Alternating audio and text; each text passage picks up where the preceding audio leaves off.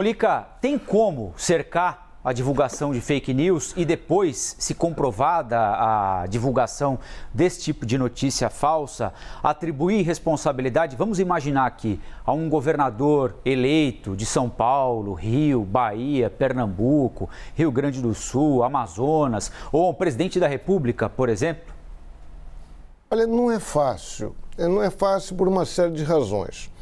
Primeiro que a justiça eleitoral, que é muito rápida no processo eleitoral, né, quando ela toma uma decisão, se uma candidatura faz uma denúncia, então a justiça eleitoral ela pode agir muito rapidamente, a citação pode ser feita por qualquer forma, não precisa cumprir todo aquele processo. Depois da eleição, depois da posse, a justiça eleitoral demora muito, né? Em 2017, foi só em 2017 que a justiça eleitoral julgou ações contra a chapa Dilma Temer, que acabou sendo absolvida por 4-3. Né? A chapa foi absolvida também, já tinha havido o impeachment da Dilma e o Temer já estava no governo, já estava na presidência. Na época teve gente que ironizou, dizendo que a chapa foi absolvida por excesso de provas, por 4-3. Só no ano passado, em 2021, é que o TSE julgou ações contra a chapa Bolsonaro-Mourão, que questionavam ali, que atribuíam à chapa o desvio de imagem, uma coisa meio parecida aí com isso, a história de fake news, mas atribuíam à chapa o desvio, o disparo de mensagens de maneira irregular, principalmente por WhatsApp. Aí o tribunal concluiu por unanimidade que não dá para punir, tal, que não tinha, isso não foi provado. Aí tem sempre essa questão, porque aí a defesa alega que se houve esse disparo de mensagens, o candidato não sabia disso, o comando de campanha não sabia disso. Olha, quem fez isso foram simpatizantes, não dá para a gente controlar tudo. É muito difícil você definir a responsabilidade do comando de campanha em relação a esse tipo de crime, crime eleitoral. Então fica uma situação muito delicada, fora que a pena também é muito pesada, é meio na base do tudo ou nada.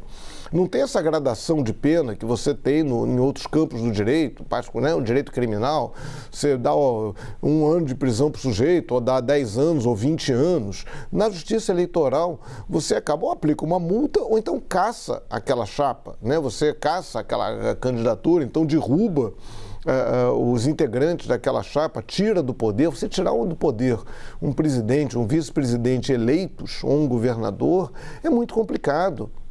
É uma punição muito pesada.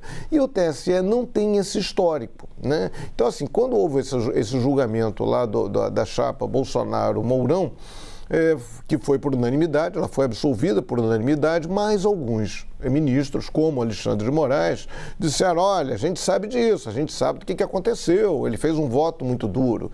O TSE, a Justiça Eleitoral, não vai fingir de cega. Ela sabe que isso aconteceu, sabe que isso pode voltar a acontecer, a gente vai mandar prender, se for o caso.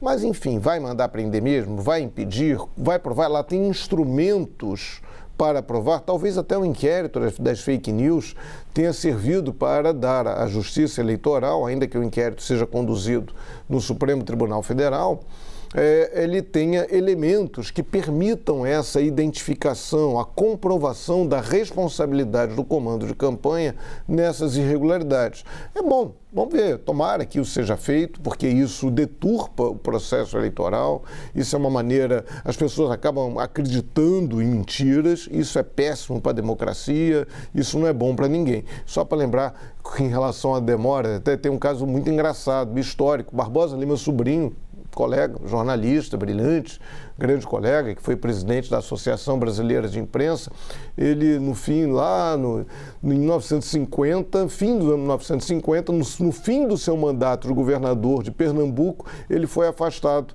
Houve uma decisão, enfim, uma briga danada, então ele teria que sair do governo, mas não deu mais tempo. Ele acabou o mandato antes de ser cumprida a decisão de afastá-lo do governo de Pernambuco. Enfim, essa história é longa, essa história de impunidade na justiça eleitoral vem de muito tempo.